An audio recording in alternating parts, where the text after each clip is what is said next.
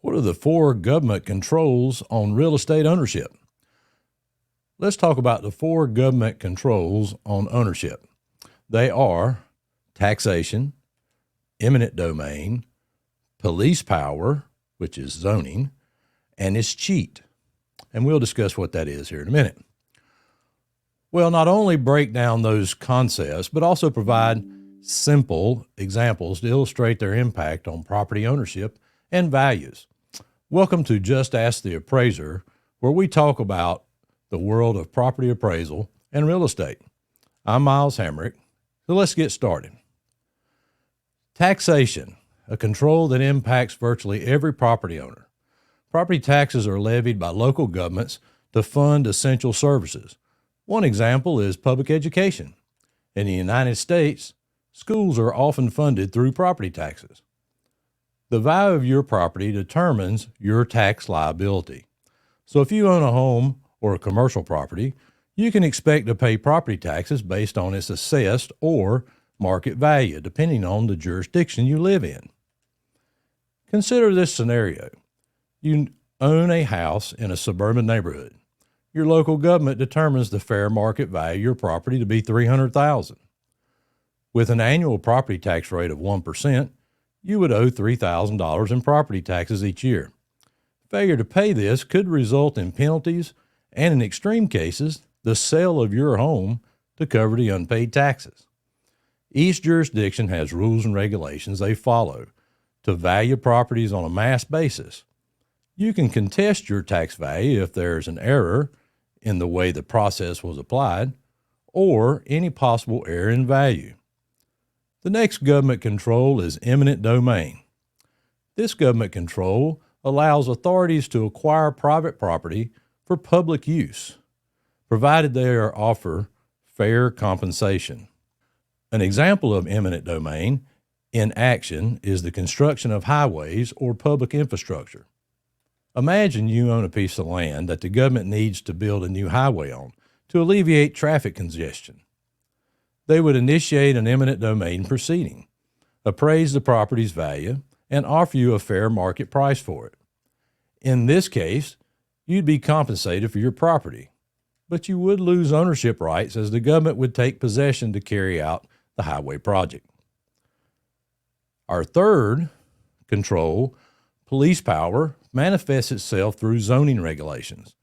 Zoning laws dictate how land and property can be used within a particular jurisdiction. These regulations are designed to ensure orderly development and protect property values. Let's say you want to open a small coffee shop in a residential neighborhood. However, the zoning laws in that area only permit residential use. You would need to seek a zoning variance or a change to operate your business legally. On the other hand, if your neighbor wants to build a 20-story apartment complex in a single-family neighborhood, zoning laws would restrict such a development, preserving the character of the area. The final government control on your ownership is escheat, which deals with unclaimed property. When property owners pass away without a will or heirs and no other legal claimants exist, the property may revert to the state. Consider this case.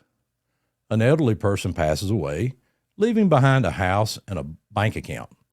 They have no living relatives and no will or estate plan.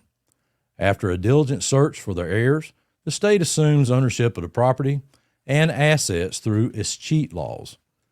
These resources can then be used for public purposes, such as funding education or infrastructure projects. Now, it's crucial to understand that these government controls on ownership often intersect. For instance, if the government uses eminent domain to acquire property for a public project, you will still be subject to the property taxes until they take possession. Zoning regulations may also influence the value and use of the property that the government is acquiring and the price that you receive for the property. Let's say the government is acquiring a piece of land through eminent domain to build a park. Until they take possession, the property owner is responsible for the property taxes based on its assessed value.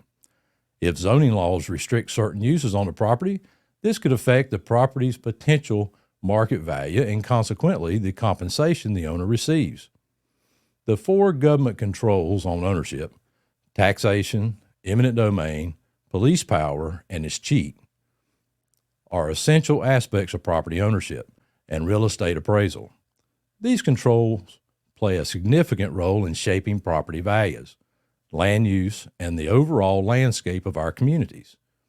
If you found this information valuable, please like and subscribe and share it with others who might benefit from this knowledge.